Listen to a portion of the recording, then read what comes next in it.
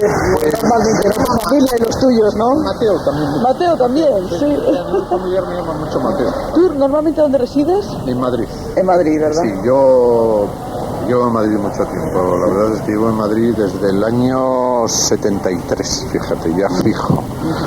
Estudié Derecho en Madrid y en Oviedo y luego me hice una oposición al Ayuntamiento de Madrid y estoy allí desde el 69, desde el 69. Y te dedicas a escribir, ¿es tu profesión? Quiero decir, si con ello vives, porque por ejemplo Gustavo Martín Garzón, por ejemplo, para él, el escribir es escribir, pero no es su profesión. Mira, yo he unido siempre las dos cosas, o sea, yo creo que estas cosas son un poco problemas de talante personal y de supervivencia, o sea, de administración de uno mismo. Yo siempre tuve claro que me interesaba escribir por libre, como una afición que luego deriva en una obsesión y acaba siendo una pasión irremediable.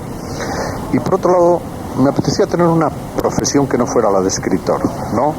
Nunca he tenido yo una sensación como del artista tocado por la mano de Dios o esas cosas. Siempre me ha parecido a mí que el artista pues es un ser humano como los demás, que en fin, que tiene sobre él la carga de ver a lo mejor más cosas, de compartirlas y de poder contarlas.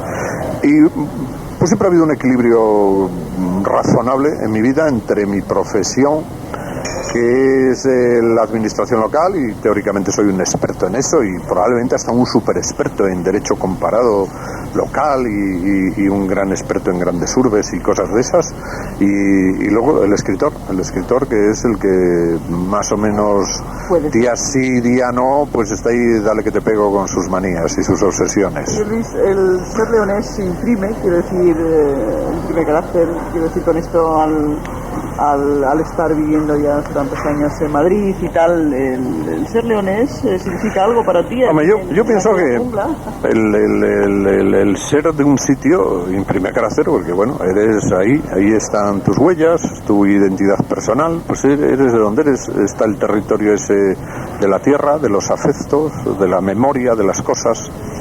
Yo supongo que da lo mismo ser de León que de Pernambuco. No creo que haya ninguna peculiaridad en ser de un sitio o de otro, pero probablemente en mi vida sí que hay unas huellas importantes de una experiencia de infancia y de adolescencia que, bueno, a mí me han marcado. No, aquella idea de Rilke de que la infancia es la patria perdida del hombre, me parece que de eso somos, de la infancia, de lo que fuimos cuando niños, de eso somos. No solo del sitio donde la vivimos, sino de ese tiempo, de esa edad, o de esos primeros afectos, de esos primeros latidos, de ese aprendizaje todavía inocente en que empiezo a ver las cosas, pues somos del país de la infancia. Y bueno, bien, pues claro, si además eso tiene unos paisajes concretos, pues yo me tengo que remitir al noroeste de la provincia de León, al Valle de la Ciana, donde nací, donde está todo aquello.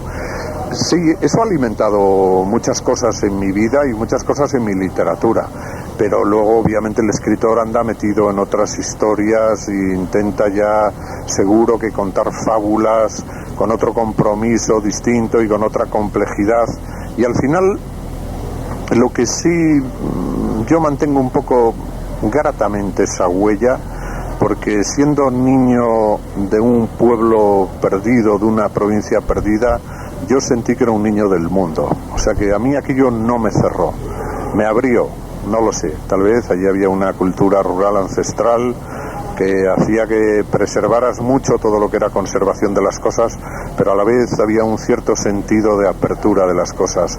Yo siempre digo que muchos años después yo descubrí que algunas de las leyendas con las que yo me había emocionado de niño en mi infancia, pues no sé, las contaba un señor sueco que se llamaba Ingmar Bergman, por ejemplo, en una película que se titulaba El manantial de la doncella, lo cual confirmó esa sensación que yo podía tener de que un niño de aquel pueblo minero perdido era un niño del mundo, y ese escritor quiero ser yo, alguien que no traicione a aquel latido más o menos universal que aquel niño podía tener en todo lo que oía. No, yo no oía cosas que me cerraban los ojos.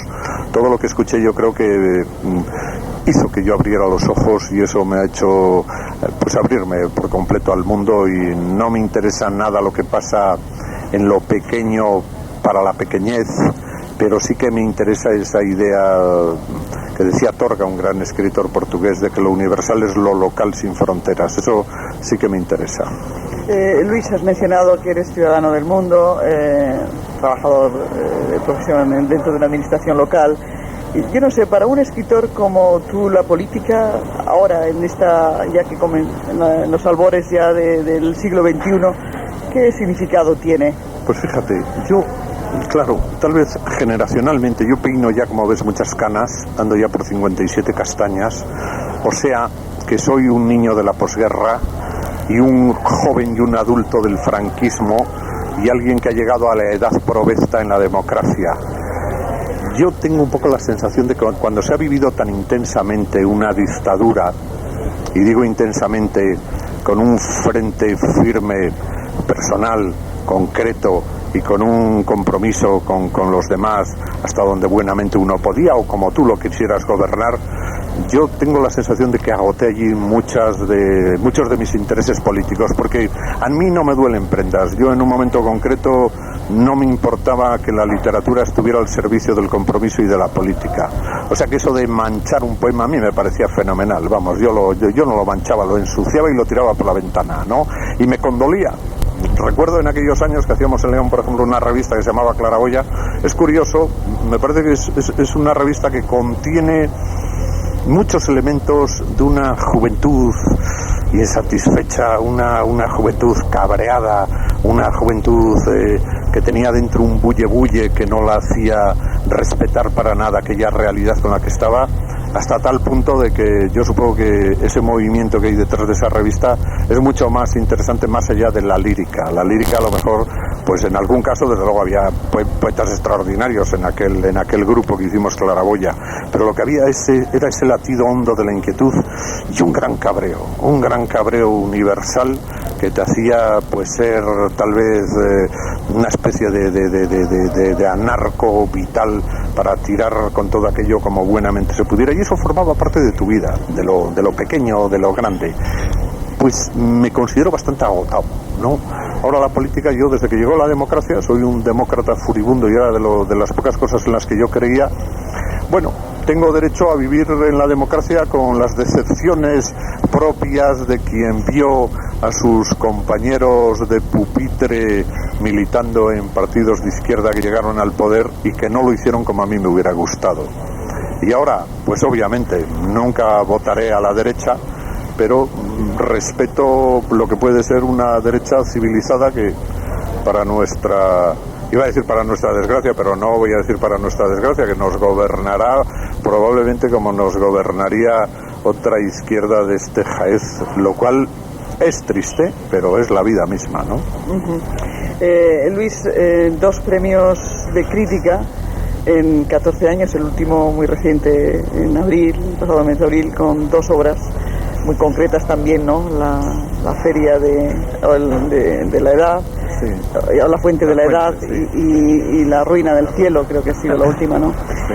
Yo no sé cómo valoras tú estos premios y bueno, si hay alguna diferencia concreta que los críticos se hayan fijado especialmente en estas 2 novelas, ¿no? Mira, yo soy muy agradecido, y ambos premios, como el Nacional de Literatura en su día, La Fuente de la Edad, siempre me han creado una gran satisfacción. Yo creo que este tipo de premios institucionales que te los dan, y además te llaman un día por teléfono para decirte que te lo han dado, hombre, pues son premios dados desde la generosidad de alguien que ha leído tu obra de la manera más positiva y enaltecedora.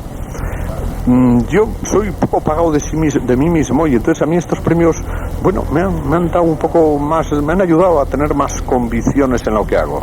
Las tengo muchas, pero a lo mejor para la autoestima, bien, pues este tipo de premios refrenda un camino en el que tú estás metido y que no lo van a corregir para nada. Este es el telar en el que yo escribo y en el que seguiré escribiendo, con premio y sin premio.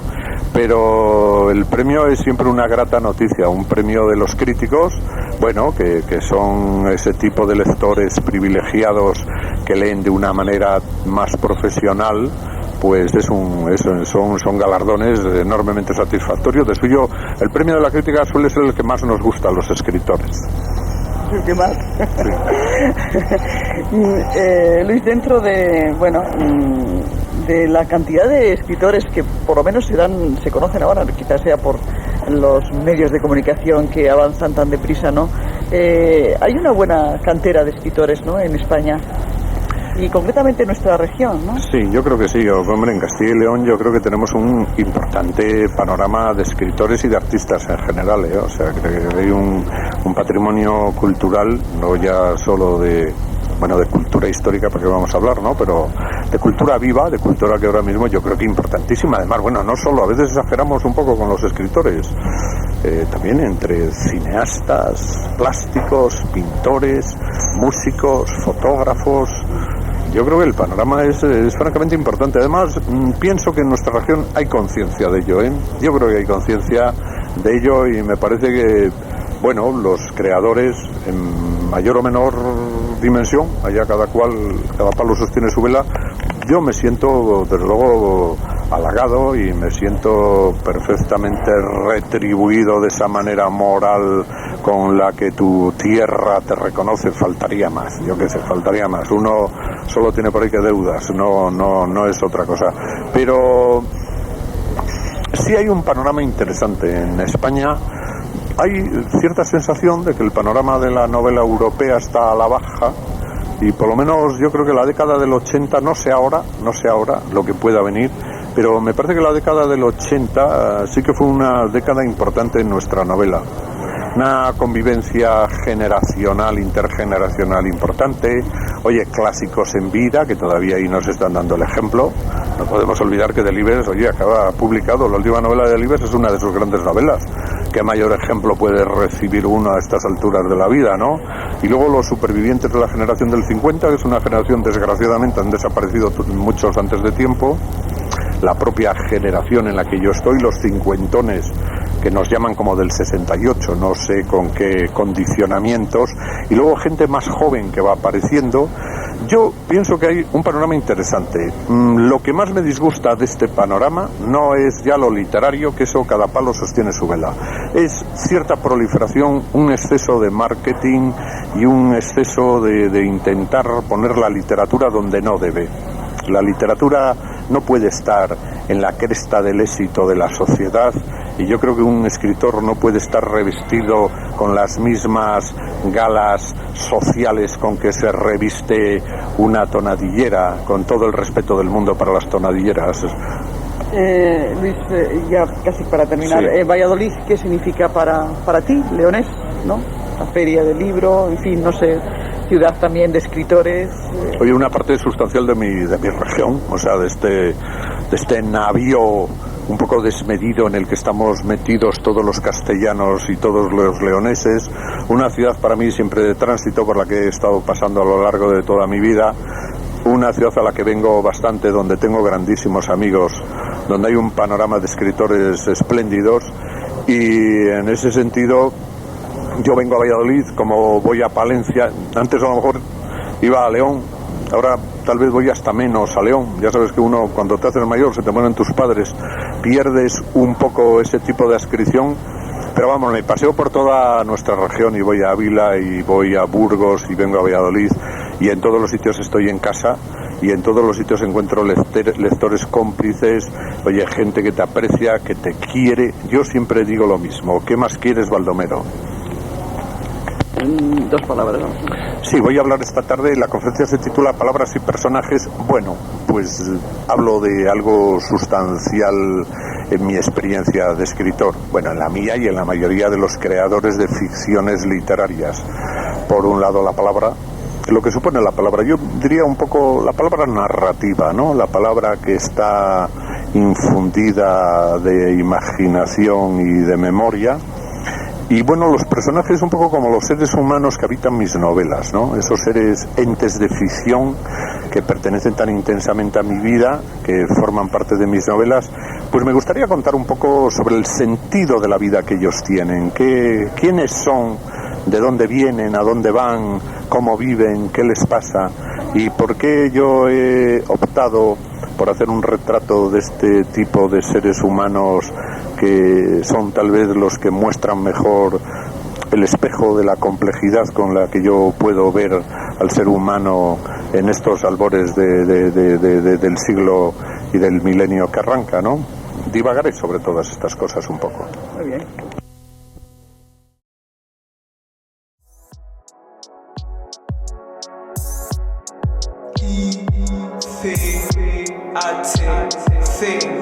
Productions.